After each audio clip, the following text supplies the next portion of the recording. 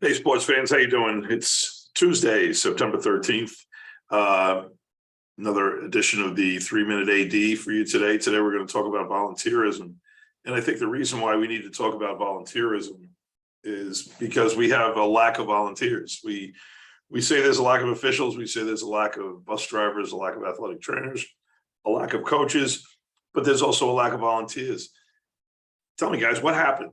Where did it go? Where did we stop wanting to give back? Where did we stop having the desire to help out? And, a lot of us say we've got the same answer. We're very busy, very busy. Busy is relative. Busy is what you feel you can manage. I have sympathy for everyone that has a busy life. There's times where we have to juggle many balls in the air, and I totally get that. I totally feel for you as athletic administrators. Not that I have or have not been through it, but it's got nothing to do with what I did. It's got to do with what everybody else can do. And volunteerism is such a fine way to go to give back to your association, to your community, to your organization. But how do we go about doing it? What step do we take first? Well, usually when these things happen in volunteerism, we find excuses not to do it. By saying you're busy, no one is ever going to ask you, well, what is it that's keeping you so busy? Busy is relative to what you do in your job. Others will say, well, there's a good old boys club.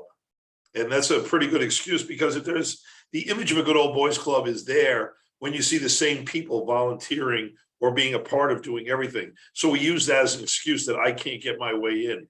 Did we ever go up and ask access? What do I have to do to get to be able to teach an LTI class, to do a workshop, to be a mentor? Have I ever approached that? Have I ever stepped out?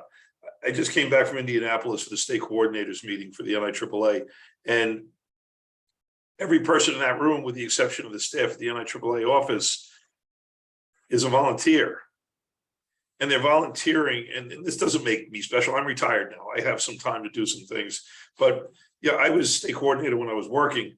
And if it wasn't for me putting out and asking people who wants to be a part of this team, I would have had the same answers you guys have, that I don't have the time. I'm too busy.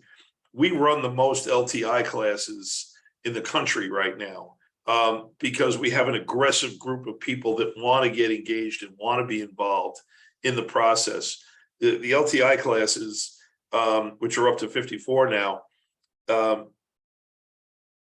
when you take those, you're not volunteering to take them. You take them because you want the professional development.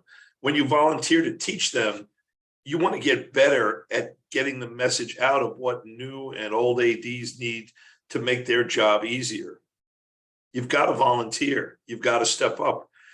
In New York, we have chapters. We have right now 11 chapters plus the Catholic High School Association. So 12 volunteers. And we thank them for their work.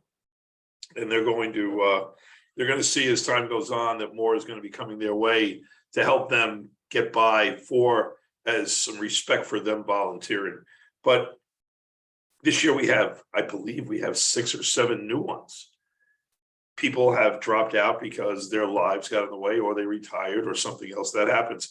We're fortunate to have new ones step in, but we need more to step in. We need assistant chapter reps. We need committee representatives in their local chapters to volunteer.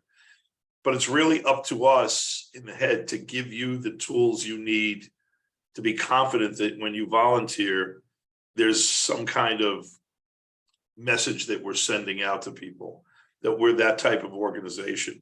And it's not just here in New York, it's everywhere across the country. Some states, their volunteers are piling all over the place. I was in North Carolina. Gosh, the amount of people volunteering to get involved was amazing. Georgia, the same thing. Texas, Maryland, Connecticut. It amazes me to see how many people volunteer, and I'm proud of what we do. But think locally first. Think locally within your own chapter. How can I volunteer to help make this better? Now, I know we're going a little longer than 3 minutes, but our association is critical to the success of student athletes. That's what we're all about.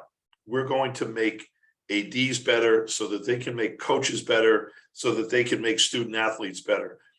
The kids will always go back to the coach and thank them. We're not going to get those kinds of thanks. If we're looking for the thanks from the kids, maybe it'll come, maybe not. But regardless, volunteer, step up, make a phone call, get a hold of me, download the app. My information is on there. And let's see if we can't get you engaged and involved in doing something for either the NYS AAA, your local chapter, or even hopefully the NI AAA, because there are volunteer opportunities available with them as well. So I can't thank you enough for listening today. I know I went on a little long about this. I'm very passionate about volunteerism. My wife might not like it so much because there's no money coming in from it, but so what? There's more coming in personal satisfaction and professional satisfaction that you're making a difference. So this is Jim for the 3-Minute AD. I wish you all the best. Don't forget to listen to the AD Vantage Point podcast. Our next episode will be sometime this week with a special guest. So I hope you all take a listen to that. And remember, we're on the YouTube channel at NYS AAA Inc. and also on Spotify and Anchor podcasts. I wish you guys the best. I hope your fall is going great. And God bless you all. We'll talk to you soon. Thanks again for listening today.